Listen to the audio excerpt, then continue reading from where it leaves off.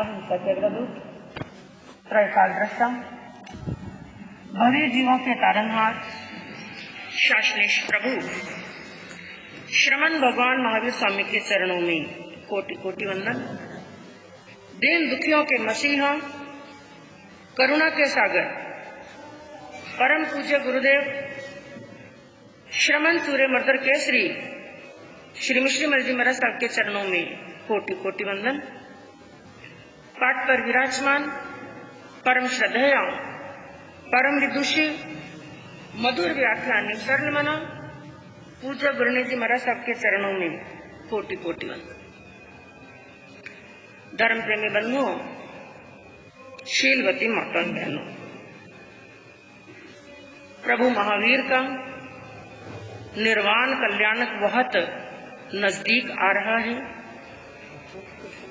और प्रभु महावीर ने निर्वाण को प्राप्त करने के लिए, मोक्ष को प्राप्त करने के लिए, अनंत सुख को प्राप्त करने के लिए जो मार्ग उन्होंने अपनाया, जिस मार्ग पर चलकर के प्रभु की आत्मा ने शाश्वत सुख को प्राप्त किया, वो मार्ग जिनवाणी के रूप के अंदर हमारे सामने प्रभु ने प्रस्तुत किया है। और बंधुओं, जब हम जिनवाणी का पठन करते हैं, पाठन करते हैं, श्रवण करते हैं, इसका अध्ययन करते हैं, समझना चाहिए कि हम अपनी आत्मा का स्पर्श करते हैं। एक जिनवाणी ही ऐसा मार्ग है जो हमें अपनी आत्मा के नजदीक लेकर के जाती है, आत्मा का साक्षात्कार कराती है और जिनवाणी एक अमृत सरोवर के समान है। ऐसा सरोवर, एक ऐसा सरोवर कि जिसके अंदर डुबकी लगाने पर आत्मा को शांति मिलती है, आनंद मिलता है। जो आत्मा संसार के अंदर अशांत हो गई है, उद्विग्न हो गई है, चंचल बन गई है, जब हम इस अमृत सरोवर के अंदर, जिनवाणी सरोवर के अंदर डुबकी लगाते हैं तो सभी अशांति, सभी दुख, सभी क्लेश और सभी उद्विग्नता दूर हो जाती है। जिनवाणी को पढ़ने पर, सुनने पर, स्वाध्याय करने पर आनंद की अनुभूति होती है। और मान लो कई आत्माएं ऐसी हैं जिन्होंने जिनवाणी पढ़ी, जिनवाणी सुनी और आनंद का अनुभव नहीं हुआ। इसके पीछे भी कारण है, हमारे कठोर कर्म हैं और ऐसे कर्मों का बंध है कि जिनवाणी के रस का पान करने के बाद में भी शांति नहीं मिली। लेकिन इसका मतलब ये नहीं है कि हम जिनवाणी को श्रवण करना और स्वाध्याय करना बंद कर दें, क्योंकि जैसे जैसे हम आप्त पुरुषों की वाणी का स्वाध्याय करते हैं, धीरे धीरे कर्मों का मैल क्या होता है, दूर होता चला जाता है। और जब हम बार बार भगवान के बताए हुए मार्ग को सुनते हैं, श्रावक धर्म को सुनते हैं और श्रमण धर्म को सुनते हैं, गृहस्थ के धर्म को सुनते हैं, तो कभी ना कभी चिंतन जरूर आता है। आज नहीं आएगा तो कल आएगा और कल नहीं आएगा तो परसों। और जब हम उस चिंतन के अंदर डूबते हैं ना, तो शास्त्रों के अंदर बताई हुई बात और हमारी जीवनचर्या के अंदर हम कंपैरिजन जरूर करेंगे, क्योंकि मनुष्य है और मनुष्य बुद्धि का धनी है, बुद्धि है उसके पास में, चिंतन की शक्ति है। तो हम कभी ना कभी चिंतन जरूर करेंगे कि जो मार्ग प्रभु ने बताया है, क्या मैं उस मार्ग पर चल रहा हूँ या नहीं चल रहा हूँ। जो जो गुण प्रभु ने बताए वो गुण मेरे अंदर हैं या नहीं। जो अवगुण प्रभु ने बताए, क्या मेरे अंदर ऐसे अवगुण तो नहीं है। और जब ऐसा चिंतन चलेगा तो गुणों को धारण करने की भावना और अवगुणों के लिए पश्चाताप जरूर होगा। कभी न कभी पश्चाताप जरूर होगा, कभी न कभी प्रायश्चित जरूर होगा। और जिस समय बंधुओं ऐसा पश्चाताप हमारे भीतर से होता है, मैंने बहुत गलत किया है। जब ऐसा पश्चाताप कभी ना कभी हमारे भीतर से होता है तो ज्ञानियों ने कहा हमारे ज्ञानावर्णीय कर्म और दर्शनावर्णीय कर्म और आठों ही कर्मों का जो मैल है वो धीरे धीरे धीरे हल्का होना शुरू हो जाता है। इसलिए कहा कि एक श्रावक का भी कर्तव्य है, साधु का तो है ही, श्रावक का भी कर्तव्य है, उसके नियम होना चाहिए कि ज्यादा ना सही प्रतिदिन 1 पृष्ठ का तो स्वाध्याय मैं करूंगा ही। क्योंकि बंधुओं कई बार 1 पृष्ठ का जब नियम लेते हैं उसके अंदर भी कभी ना कभी कुछ ऐसा खजाना मिल जाता है कि हमारे जीवन को परिवर्तित कर देता है। तो ऐसी जिनवानी का वांछन आपके सन्मुख चल रहा है और आज आपके सामने वांछन हुआ 19वें अध्ययन का, जिसका नाम क्या है? मृगापुत्रीय। मृगापुत्र का अध्ययन है, बड़ा जबरदस्त अध्ययन है, बड़ा शिक्षाप्रद है। यह केवल एक मृगापुत्र की बात नहीं है, इसमें जो बातें हुई, जो संवाद हुआ, जो चर्चा हुई, जो बात प्रभु ने बताई, वो संसार की प्रत्येक भवी आत्मा के लिए बड़ी गहराई से चिंतन और मनन करने का विषय है। तो इसके अंदर बंधुओं 99 गाथाएं, टोटल गाथाएं कितनी आई? 99 गाथाएं। और आप जानते हैं कि ये संसार भी किसका चक्कर है? हाँ, सभी 99 के चक्कर में ही फंसे हुए हैं। तो ये इस अध्ययन की 99 गाथाएं सबसे पहले क्या शिक्षा देती हैं कि मनुष्य को 99 के चक्कर से निकालती हैं। ये जब इनका गहनता से अध्ययन करते हैं 99 के चक्कर से निकालने का मार्ग प्रशस्त करती हैं।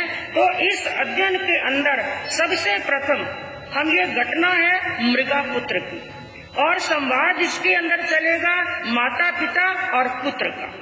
सबसे पहले हम जानेंगे मृगापुत्र कौन है, कहाँ के रहने वाले हैं, क्या घटना हुई जो उनको वैराग्य है। सबसे पहले बताया गया कि रम्य एक सुग्रीव नगर था, नृप बलभद्र यशस्वी। 4 लाइनों के माध्यम से बताया गया एक सुग्रीव नाम का बड़ा ही रम्य, बड़ा ही सुंदर, बड़ा ही मनोरम ऐसा नगर था जहाँ पर पूरी प्रजा बड़ी खुशहाल बसती थी। और उस नगर के अंदर बड़ा यशस्वी, बड़ा तेजस्वी, बड़ा न्यायप्रिय एक राजा राज्य करता था जिनका नाम था बलभद्र। और बलभद्र राजा के महलों के अंदर उनकी महारानी, कई महारानियां थी जिनके अंदर एक पटरानी का नाम था मृगावती। मृगावती ने एक पुत्र को जन्म दिया, जिस पुत्र का नाम राजा के नाम से ही रखा गया बलश्री। नाम तो क्या रखा गया? बलश्री। लेकिन बंधुओं पुराने जमाने के अंदर आपने वर्णन सुना, राजा के महलों के अंदर कई कई रानियां होती थी। तो राजा जो राजकुमार होता ज्यादातर उनका नाम उनकी माँ के नाम से ही विख्यात हो जाता। तो नाम तो था बलश्री, लेकिन माता के नाम से उसका नाम पड़ गया मृगापुत्र। बचपन पूरा हुआ, किशोर अवस्था आई, वो अवस्था भी निकल गई, युवा हुए और कई राजकुमारियों के साथ में उनकी शादी हुई और अपनी पत्नियों के साथ में 5 इंद्रियों के भोग भोगते हुए, संगीत सुनते हुए, नाटक और नृत्य देखते हुए, सभी प्रकार के आनंद लेते हुए, 5 इंद्रियों के विषयों को भोगते हुए मृगापुत्र अपने महलों के अंदर बड़े आनंद से रह रहे थे। एक बार का प्रसंग हुआ कि मृगापुत्र एक झरोके में बैठे थे अपने महलों के अंदर, ऊंचे स्थान पर झरोके के अंदर बैठे थे। पास में उनकी सुंदर सुंदर रमणियां, उनकी पत्नियां पास में बैठी थी। खूब हंसी मजाक हो रहा था, नाटक चल रहे थे, नृत्य चल रहा था, संगीत भी बज रहा था और आपस के अंदर हंसी मजाक, आमोद और प्रमोद का दृश्य चल रहा था। ठंडी ठंडी हवा चल रही थी, बड़ा ही सुंदर दृश्य था। उस समय मृगापुत्र झरोके में से बैठे बैठे बाहर के बाजार के दृश्य को देख रहे थे। खूब भीड़ थी, खूब बड़ा बाजार था, हजारों लोग आ रहे थे और हजारों लोग जा रहे थे। लेकिन इतनी बड़ी भीड़ के बीच में भी उनकी दृष्टि एक विशेष व्यक्ति पर पड़ी। और वो कौन थे? एक संत, एक मुनि। क्योंकि बंधुओं, प्रभु ने ये मुनि का वेश ही कुछ ऐसा बताया, कुछ ऐसा वेश है, मैं कहूँ हजारों की भीड़ हो, लाखों की भी भीड़ क्यों ना हो, उस भीड़ के बीच में एक संत भी आ रहा हो ना तो दूर से दिखाई पड़ जाए, ऐसा वेश है संत का। तो दूर से उस आती हुई भीड़ के अंदर उनकी दृष्टि पड़ी, सामने से एक मुनि आ रहे हैं। बड़े ध्यान से देखने लगे, थोड़ा और नजदीक आए और उनकी तरफ इतनी गहराई से देख रहे हैं, मन के अंदर जैसे बड़ी शांति महसूस होने लगी।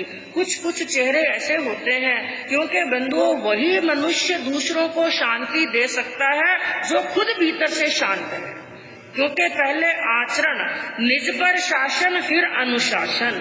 वही बात है, जिसने खुद शांति का स्पर्श कर लिया है वही दूसरों को शांति दे सकता है। जो खुद भीतर से अशांत है वो दूसरों को शांति प्रदान नहीं कर सकता।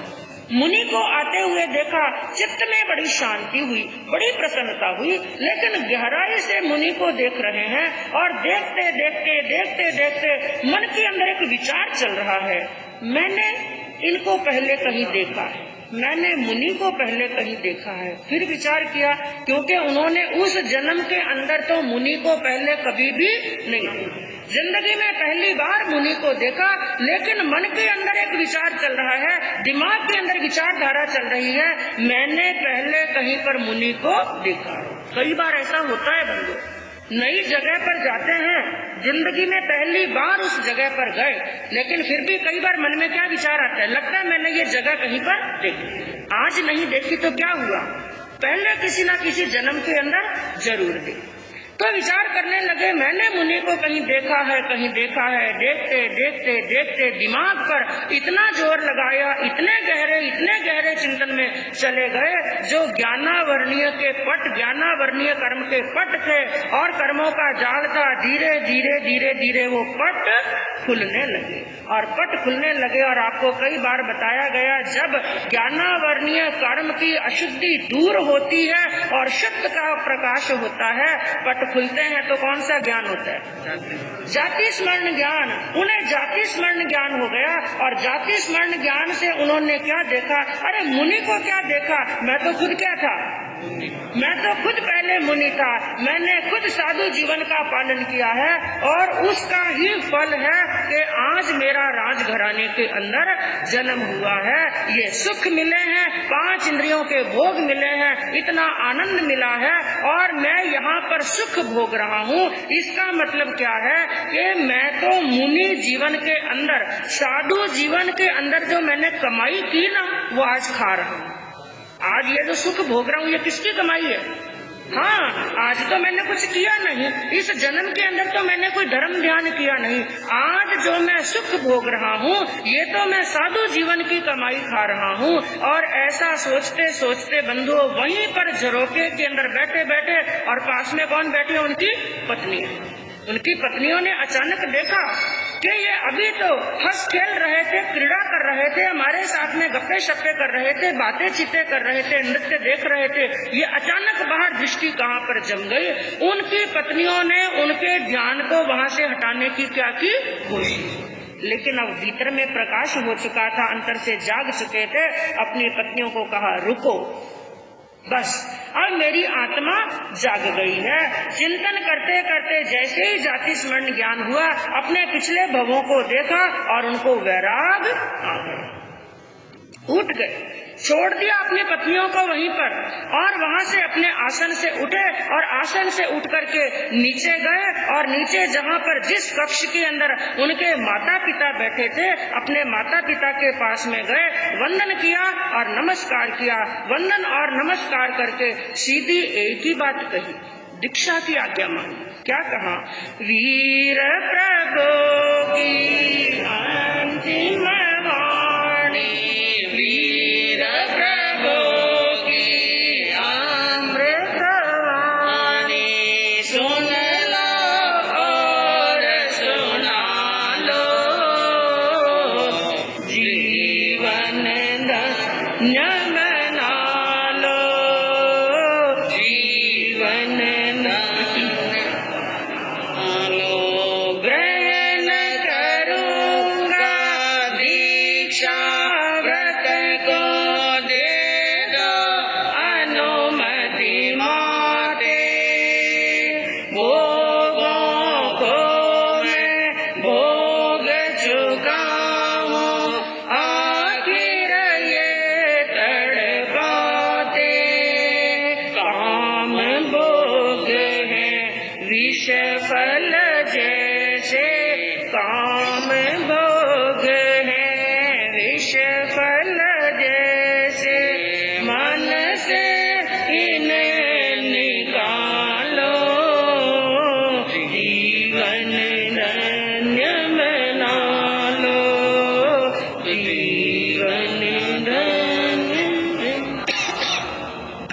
करूंगा दीक्षा व्रत में। सीधी एक ही बात कही, हे माताश्री, हे पिताश्री, आप मुझे शीघ्रता से अति शीघ्र आज्ञा प्रदान कीजिए ताकि मैं क्या ग्रहण करूं?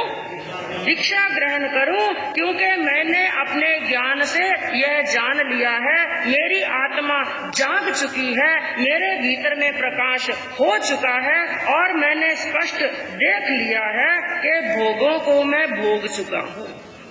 जिन भोगों को आज मैं भोग रहा हूँ, इन भोगों को एक बार नहीं, मैंने कई बार भोग लिया है। लेकिन मैंने ये भी साथ में जान लिया है, आखिर ये तड़पाते, ये भोग तो ऐसे हैं, इनके अंदर क्षणमित सुखा बहुकाल दुखा। हे माता, मैंने ये भली प्रकार से जान लिया है, ये भोग तो किंपाक फल के समान है, जो दिखने में बड़ा सुंदर दिखाई देता है, बड़ा आकर्षक दिखाई देता है, लेकिन जैसे ही उस फल को मुख के अंदर रखते हैं, उस समय प्राण पंखेरु उड़ जाते हैं। ये जितने भी काम और भोग हैं उस विष फल के समान हैं और इन भोगों का फल बड़ा कटु होता है, बड़ा दुखदायी होता है। और जितने भी काम और भोग हैं ये सब के सब अशुभ कर्मों का बंध कराने वाले हैं। इनके अंदर थोड़ी देर का सुख है और लंबे समय का दुख है। और माता, मैंने ये भी जान लिया है कि मेरा यह जो शरीर है ना, यह अनित्य है, यह अशाश्वत है, यह सदैव रहने वाला नहीं है। यह आज है और कल, ये पहले या पीछे, ये शरीर मुझे छोड़ना ही पड़ेगा। और मेरा यह शरीर बड़ा अपवित्र है, मेरा यह शरीर अशुचि का भंडार है, अशुचि पुद्गलों से ही बना हुआ है, अशुचि को ही पैदा करता है और शरीर के 10 द्वारों से केवल अशुचि ही निकलती है। और हे माँ, मैंने ये भी जान लिया है, मेरा यह सुंदर दिखने वाला शरीर व्याधियों का घर है, रोगों का घर है, बीमारियों का घर है। मेरा यह शरीर दुखों का घर है और क्लेशों का घर है। इसके अतिरिक्त इस शरीर के अंदर और कुछ भी नहीं है। इसलिए आप मुझे आज्ञा प्रदान करें कि मैं दीक्षा अंगीकार करूं, क्योंकि मैंने अपने ज्ञान से 4 महादुखों को भी जान लिया। और 4 महादुख, जन्म दुखम, जरा दुखम, रोगाणीय, मरणाणीय। मैंने जन्म के दुख को भी, क्योंकि बंधुओं जो जाति स्मरण ज्ञान होता है, जाति स्मरण ज्ञान के अंदर केवल इतना ही नहीं जाना जाता कि मैं पिछले भव के अंदर क्या था, उसके पिछले भव के अंदर, क्योंकि जाति स्मरण ज्ञान के अंदर आगे के नहीं बल्कि पिछले भवों को, और लगातार कितने भवों को देख सकते हैं, 900। बीच में यदि कोई असन्नी का भव ना आए तो लगातार 900 भवों को देख सकते हैं। तो हे माता, मैंने पिछले भवों को ही नहीं देखा। साथ में जाति स्मरण ज्ञान के अंदर बंधुओं गर्भस्थ स्थिति की क्या स्थिति होती है, यानी गर्भ अवस्था के अंदर बालक कैसे 9 महीने तक उल्टा लटका हुआ रहता है, गर्भ के समय की क्या पीड़ा होती है, जन्म के समय की क्या पीड़ा होती है, जाति स्मरण ज्ञान के अंदर ये सब कुछ भी दिखाई। आज हमने ये पीड़ा कई बार सुनी कि गर्भ के जब जन्म होता है तो जन्म के समय क्या होती है, पीड़ा, लेकिन किसी को याद है क्या? किसी को याद नहीं। लेकिन मृगापुत्र को याद आ गई, क्योंकि वो तो अपनी आंखों से स्पष्ट उस पीड़ा को देख रहे हैं। उसने कहा, माँ, मैंने जन्म की पीड़ा देखी और गर्भ अवस्था की पीड़ा देखी। और बंधु, यहाँ तक वर्णन आता है, उन मृगापुत्र ने कहा, माँ, जन्म की पीड़ा कैसी? एक स्थान पर वर्णन पढ़ने को आया बंधु कि जिस समय गर्भ का जीव, गर्भ के अंदर बालक मात्र 4 महीने का होता है। ध्यान से सुनना इस बात को, ये ज्ञानियों के ज्ञान के माध्यम से बताया। कहा, जिस समय गर्भ का जीव मात्र कितने महीने का, मात्र 4 महीने का होता है। उम्र तो 4 महीने की होती है, लेकिन बुद्धि कितनी होती है, जितनी 25 साल के जवान के अंदर। एक 25 साल का एक युवा व्यक्ति है, स्वस्थ व्यक्ति है, प्रज्ञावान व्यक्ति है। 25 साल के युवा के अंदर जितनी प्रज्ञा होती है, जितनी बुद्धि होती है, जितनी सोच होती है, उतनी बुद्धि किसके पास में होती है? मात्र 4 महीने के बच्चे के अंदर बुद्धि होती है, लेकिन वो जन्म की प्रक्रिया इतनी दुखदायी है। हे माँ, जिस समय तुम मुझे जन्म दे रही थी, जिस समय मैं इस दुनिया में आया, तुम्हारे गर्भ से बाहर निकला, वो जन्म की प्रक्रिया है माँ इतनी दुखदायी थी, इतनी पीड़ादायी थी कि वापस उस बुद्धि को प्राप्त करने के लिए मुझे कितने साल लग गए?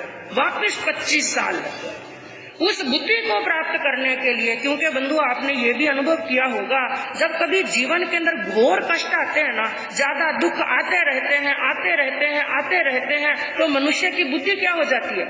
बुद्धि काम नहीं करती। कहते हैं ना, मेरा दिमाग काम नहीं, क्योंकि दुख ऐसे होते हैं। तो कहाँ इतना कष्ट, इतनी पीड़ा मैंने जन्म के समय में देखी। और भगवान की वाणी क्या कहती है कि एक नए जन्मे हुए बालक के शरीर के अंदर 3.5 करोड़ सार की सुइयां चुभो दी जाएं। एक बार दृष्टांत आपको बताया गया था, नए जन्मे हुए बालक के शरीर के अंदर 3.5 करोड़ सार की सुइयां गर्म करके चुभो दे, फिर उस नन्हे से बालक को बड़े शहर के चौराहे पर डाल दे और आने जाने वाले लोग उनको ठोकरे मारे।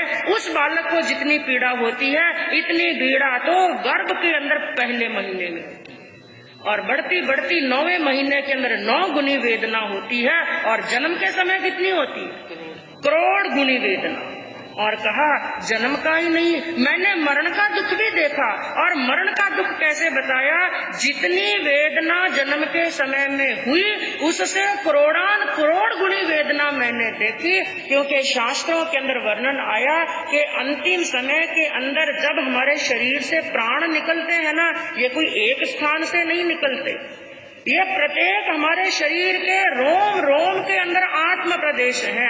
जिस समय एक एक प्रदेश हमारे शरीर से निकलता है, उस समय इतनी वेदना होती है कि जिसका वर्णन शब्दों के माध्यम से नहीं किया जाता है। तो हे माता, मैंने ऐसा जन्म का दुख देखा, ऐसा मरण का दुख देखा, और जन्म और मरण के बीच में मैंने शरीर पर बुढ़ापे का महादुख देखा है और शरीर पर रोगों का महादुख देखा है। इसलिए हे माँ, मैं नहीं चाहता कि वापिस मेरी आत्मा वापिस गर्भ के अंदर आए, मुझे आज्ञा प्रदान करो। क्योंकि एक यात्री जो यात्रा पर निकलता है, ये संवाद बड़ा जोरदार है और बंधुओं बड़ा लंबा है। एक दिन के अंदर, आधे घंटे के अंदर वर्णन करना चाहें तो बड़ा मुश्किल है, कई दिन निकल जाते हैं इनका वर्णन करने में। संक्षिप्त में कहने का प्रयास करूंगी।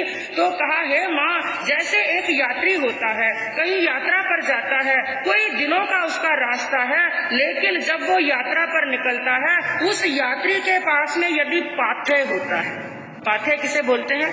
बाटा। यदि पाथेय उसके पास में है तो उसे किसी प्रकार की चिंता करने की आवश्यकता नहीं, चलता रहेगा, जहाँ पर स्थान मिलेगा विश्राम कर लेगा, और भूख लगेगी तो भोजन कर लेगा। पाथेय साथ में जरूरी है। इसी प्रकार एक साधक को जब आगे जाना है तो उसको भी क्या चाहिए? पाथेय चाहिए। मुझे धर्म का पाथेय चाहिए माँ, मुझे आज्ञा प्रदान करो। और हे माँ, यह संसार जल रहा है। यह संसार क्या हो रहा है? माँ ने सोचा संसार जल रहा है। हाँ माँ, यह संसार जल रहा है 4 महादुखों से। जन्म का दुख है, रोग का दुख है, बुढ़ापे का दुख है, मृत्यु का दुख है। यह संसार के अंदर चारों तरफ आग लगी हुई है। मुझे इस संसार से बचना है और इस संसार में से अमूल्य वस्तु निकालनी है। उदाहरण दिया गया, जैसे किसी व्यक्ति के घर के अंदर आग लग गई और उस व्यक्ति ने देखा चारों तरफ से उसका घर धुंधों करके जल रहा है। उस समय मैं आपसे प्रश्न पूछूं कि ऐसा व्यक्ति एक समझदार व्यक्ति है जिसका घर पूरा धुंधों करके जल रहा है, वो अपने घर में से कुछ बचाने का, कुछ निकालने का प्रयास करता है, वो क्या निकालेगा वहां से?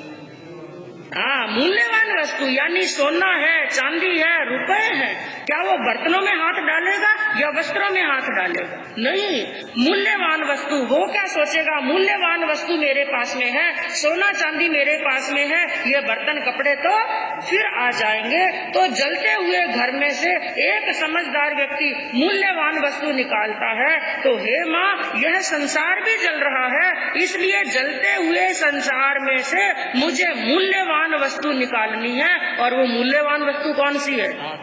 मेरी आत्मा। मुझे आत्मा को इसमें से निकालना है। मैं कई बार इसमें जल चुका हूँ। ऐसी ऐसी बातें सुनी तो माँ मन में विचार करने लगी, मेरे बेटे को वैराग्य आ गया। और चिंतन चला, मेरे बेटा जो बड़ा सुकोमल है और संयम का पथ बड़ा कंठ किरण है, तो मोह के वशीभूत हुई माता अपने बेटे से क्या कहने लगी, वीर प्रभु की अंतिम वाणी, वीर प्रभु की अंतिम वाणी, सुन लो और सुना लो, जीवन बना लो, जीवन धन्य बना लो।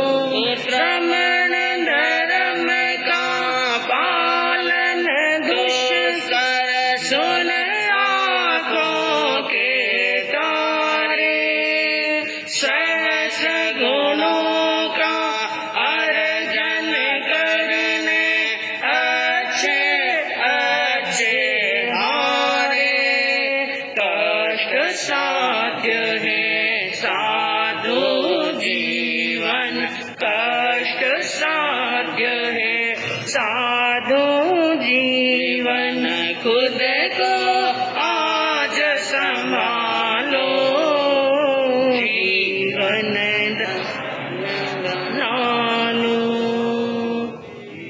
वन धन्य बना लो। माँ कहने लगी, हे बेटा, ये श्रमण धर्म का पालन करना, संयम का पालन करना कोई सहज कार्य नहीं है। तू मेरी आंखों का तारा है और बड़े लाड प्यार के साथ में, बड़ी कोमलता के साथ में तुम्हारा लालन पालन हुआ है। और क्या कहा, इस संयम जीवन के अंदर सहस्त्र गुणों का अर्जन करने अच्छे अच्छे हारे। इस संयम के अंदर हजारों गुणों का पालन करना पड़ता है। हजारों गुण कौन से? जिसके लिए बताया 18,000 शिलांग धाराओं को धारण करना पड़ता है। हे बेटा, इस जीवन के अंदर सभी पर संभाव रखना, सभी जीवों को एक समान समझना, और जिसके अंदर पहले महाव्रत के अंदर बताया पूर्ण रूप से हिंसा का क्या करना, त्याग करना, हिंसा से वृत रहना पड़ता है, और जीवन भर के लिए असत्य का विवर्जन करना, सत्य धर्म का पालन करना। और तीसरे महाव्रत के अंदर बताया संपूर्ण चोरी का त्याग करना। एक तिल का भी यदि तुझे चाहिए, अरे तू तो राजकुमार है, तुमने अपने जीवन के अंदर लोगों को अपने हाथ से दिया है, कभी किसी से कुछ मांगा नहीं। लेकिन साधु जीवन लेने के बाद में तुम्हें क्या करना पड़ेगा? मांगना पड़ेगा। क्योंकि चाहे एक चक्रवर्ती दीक्षा ले, चाहे एक भिखारी ले, चाहे गरीब व्यक्ति ले, भगवान के लिए ये मार्ग सबके लिए एक जैसा है कि दीक्षा होने के बाद में क्या जाओ, गोचरी लेने के लिए। वो गोचरी का विधान प्रभु ने क्यों बताया? ताकि किसी के अंदर अभिमान ना रहे। अभिमान को गलाने के लिए बेटा तुम्हें घर घर के अंदर मांगना पड़ेगा। वहाँ पर तो दांत कुचरने के लिए एक तिनका भी चाहिए, उसकी भी तुम्हें गवेषणा करनी पड़ेगी। और तुम्हारे महलों के अंदर सुंदर सुंदर रमणियां हैं, लेकिन दीक्षा लेने के बाद में पूर्ण ब्रह्मचर्य का पालन करना है। तुमने महल के अंदर सुख भोगे हैं, राजमहलों के अंदर रहा है, हे बेटा वहाँ पर पूर्ण परिग्रह का त्याग करना। और भगवान ने तो शरीर को भी क्या बताया? परिग्रह। शरीर भी परिग्रह है। और चिंतन किया जाए, सबके सब परिग्रह किसके लिए है? शरीर के लिए। खाना चाहिए तो शरीर को, वस्त्र चाहिए तो शरीर को, भोग चाहिए तो शरीर को, सब कुछ शरीर के लिए है। और हे बेटा वहाँ पर रात्रि भोजन का क्या करना? चाहे कितनी भी प्यास लगे, चाहे रात को पीड़ा हो, चाहे वेदना हो, औषधि होने के बाद में भी रात को औषधि नहीं ले सकते हो। और बेटा वहाँ पर एक नहीं 22 परीक्षाओं को सहन करना, भूख को सहन करना, प्यास को, सर्दी को, गर्मी को सहन करना और नंगे पांव चलना। तू कभी नंगे पांव तो क्या मोजरियां पहनने के बाद में भी कभी दूर तक चला नहीं है, कभी तू पैदल चला नहीं है। वहाँ पर तपती हुई सड़क के ऊपर सूर्य तप रहा है और नीचे धरती तप रही है। ऐसे समय के अंदर तुम्हें नंगे पांव चलना पड़ेगा। और हे बेटा तुम्हें भिक्षाचर्या गोचरे लाकर के जीवन यापन करना पड़ेगा। यहाँ पर तो तुम्हारे लिए सटरस के भोजन बनते थे, 56 पकवान बनते थे, तुम्हारे मन पसंद के भोजन बनते थे। वहाँ पर जैसा मिला, लूखा मिला, सूखा मिला, ठंडा मिला, बासी मिला, सबको संभाव के साथ में खाना पड़ेगा। और हे बेटा तुम्हारे सिर के ऊपर जो काले काले बाल हैं इनका क्या करना पड़ेगा?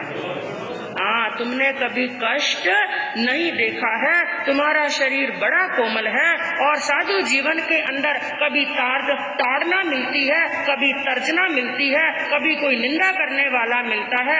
यहाँ पर तो जो भी तुम्हें मिलता है क्षमा क्षमा करता है, तुम्हारे सामने सिर झुकाता है। लेकिन साधु जीवन के अंदर कोई सम्मान करने वाला मिलता है तो कोई अपमान करने वाला मिलता है। और हे बेटा ये संयम कैसा, जिसके अंदर कई उपमाएं लगाई बंधु। कहा बेटा तेरी युवा अवस्था है और युवा अवस्था के अंदर संयम का पालन करना ऐसा है जैसे लोहे के भार को जाग जीवन तक उठा करके रखना। एक लोहे का बड़ा भार है और किसी व्यक्ति को कहो ये भार 2 घंटे उठाना और 4 घंटे उठाना या 24 घंटे उठाना, कितना कठिन कार्य है। और तुम्हें तो कितने समय तक उठाना है? जाग जीवन तक। ऐसा नहीं है कि साधु जीवन ले लिया, 1-2 साल के बाद में थक गए, भाई कुछ दिन घर में जाते हैं, विश्राम करेंगे और फिर क्या ले लेंगे? संयम नहीं।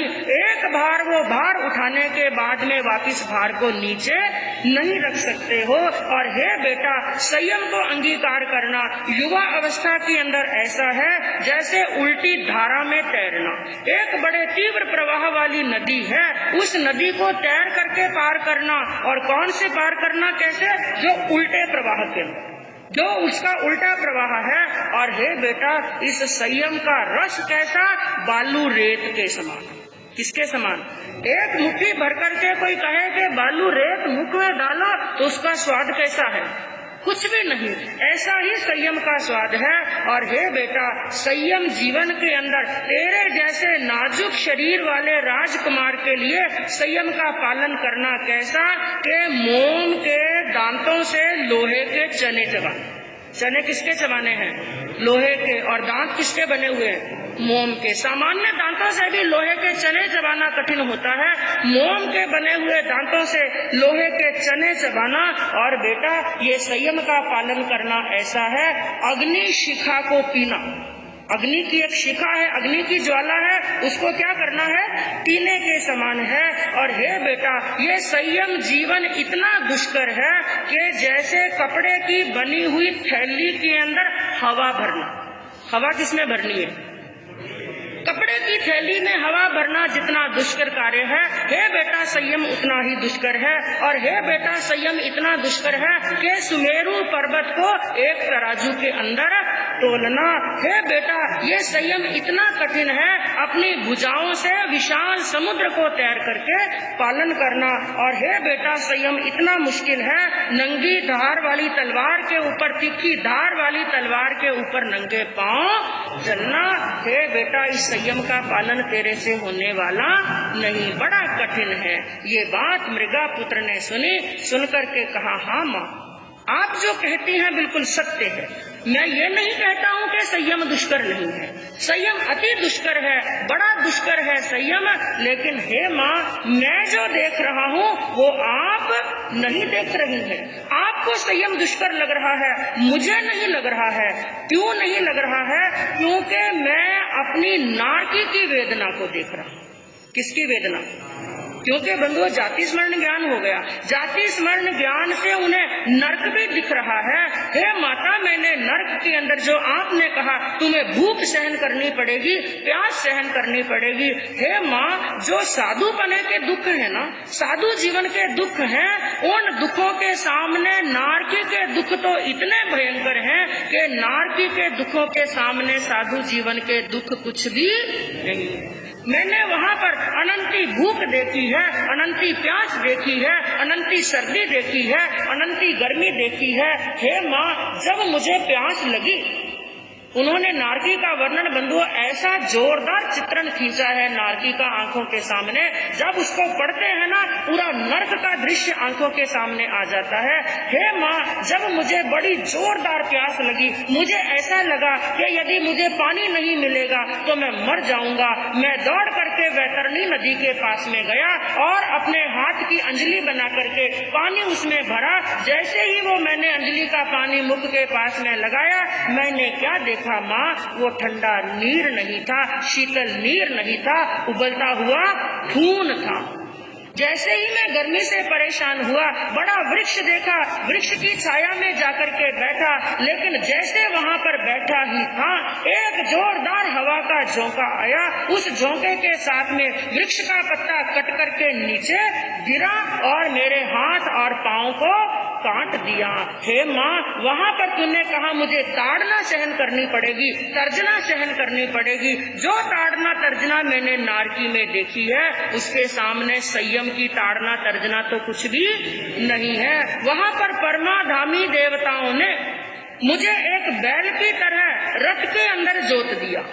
बैलों के स्थान पर मुझे रथ के अंदर जोता, मेरी पीठ के ऊपर हंटर मारे, मुझे खदेड़ते हुए लेकर के चले गए। और वो भी भूमि कैसी थी, ऐसी भूमि जिसके ऊपर तीखी धार वाले छुरे गड़े हुए थे। जब मैं ऊपर दौड़ रहा था, मेरे पांव कट रहे थे, वहाँ पर खून निकल रहा था, मेरे शरीर का छेदन हुआ, भेदन हुआ, काटा गया, छीला गया और कितनी बार मेरे शरीर के टुकड़े कर करके उखलते हुए तेल में उबाला गया और वही टुकड़े मुझे खिलाए गए। और ऐसा कार्य हे माँ मेरे साथ में एक बार नहीं हुआ, कितनी बार हुआ, अनंत बार, अनंत बार मैंने दुख देखा है। हे माँ, संयम का दुख तो कुछ भी नहीं। और एक बात माँ ने कही थी, हे बेटा, जब तू साधु जीवन के अंदर बीमार हो जाएगा, तेरी औषधि होने वाली नहीं है।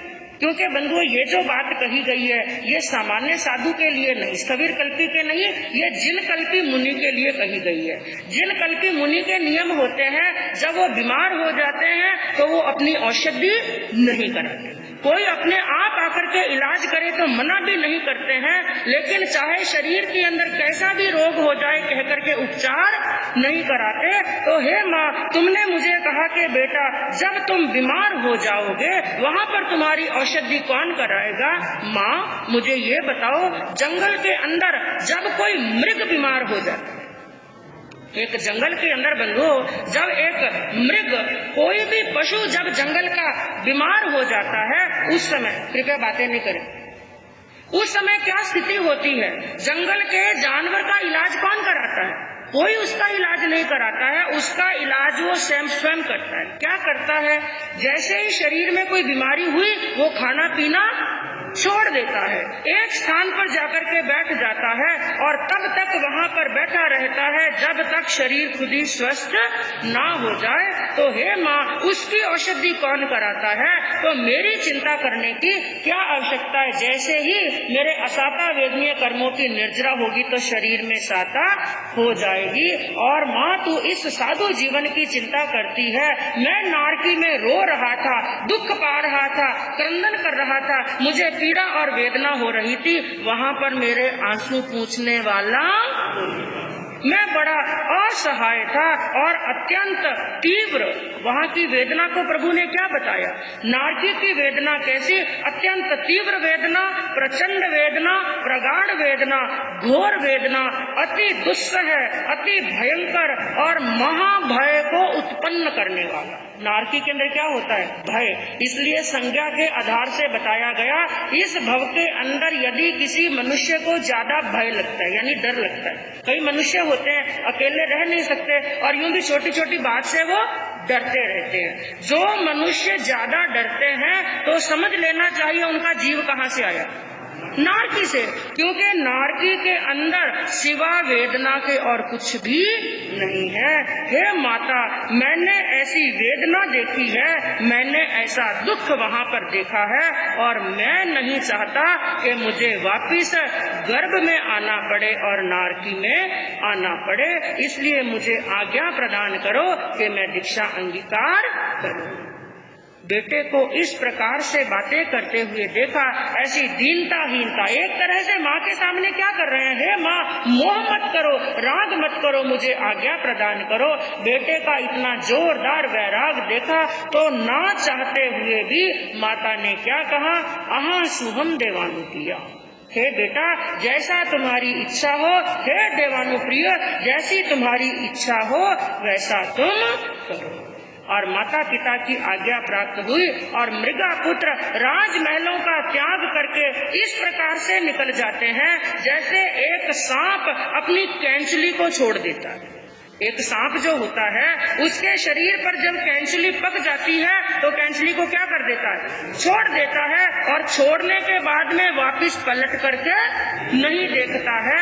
तो ऐसे छोड़ करके महलों को चले गए, महलों के सुखों को, जैसे सांप अपनी कैंचली छोड़ देता है और एक पक्षी अपने पंखों को पुराना होने पर झटक देता है, ऐसे ही राजमहलों के सुखों का त्याग किया, संयम के मार्ग पर अग्रसर होते हैं और अपनी आत्मा का कल्याण करते हैं, सिद्धत्व और बुद्धत्व प्राप्त करते हैं। तो बंधुओं, ये मृगा पुत्र का अध्ययन हमें क्या शिक्षा देता है? मात्र 4 लाइनें कहकर के वक्तव्य को विराम दूंगी। क्या कहा? जन्म दुखम मरण दुखम, जन्म दुखम मरण दुखम, दुखमय संसार है। जन्म का दुख है और मरण का, संसार के अंदर दुख के सिवा कुछ भी नहीं है। जन्म दुखम मरण दुखम, दुखमय संसार है। मृगा पुत्र से भाव जगे तो दुख से होंगे पार। ऐसी कामना, ऐसी प्रार्थना करनी कि हमारे भाव कैसे जगे? मृगा पुत्र जैसे। जन्म दुखम मरण दुखम, दुखमय संसार है। मृगा पुत्र से भाव जगे तो दुख से होंगे पार है। दुष्कर नहीं है साधुचर्या, दुष्कर नहीं है साधुचर्या, शांत यदि इच्छा हुए।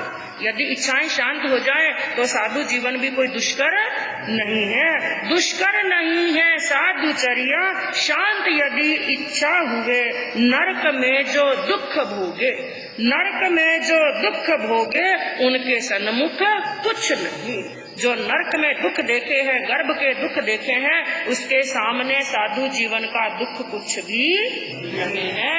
और अंतर इतना है, नरक में दुख देखते हैं तो भी हमारी आत्मा का कल्याण नहीं होता है, और साधु जीवन के अंदर जितने भी दुख परिचय देखे जाते हैं, प्रत्येक परिचय को सहन करने के पीछे अनंत अनंत कर्मों की क्या होती है? निर्जरा। भिक्षा लाते हैं तो भी निर्जरा, लोच करते हैं तो भी निर्जरा, स्वाध्याय करते हैं तो भी कर्मों की निर्जरा, और गुरु की आज्ञा का पालन करते हैं तो भी कर्मों की निर्जरा। तो भगवान के सामने भावना भाए, एक दिन वो भी आए, वो घड़ी आए कि हम भी साधु जीवन के पथ पर चले और दृढ़ता के साथ में संयम का पालन करें। तो इसी भावना के साथ में शांति सुदारस सागरं सुचितरं।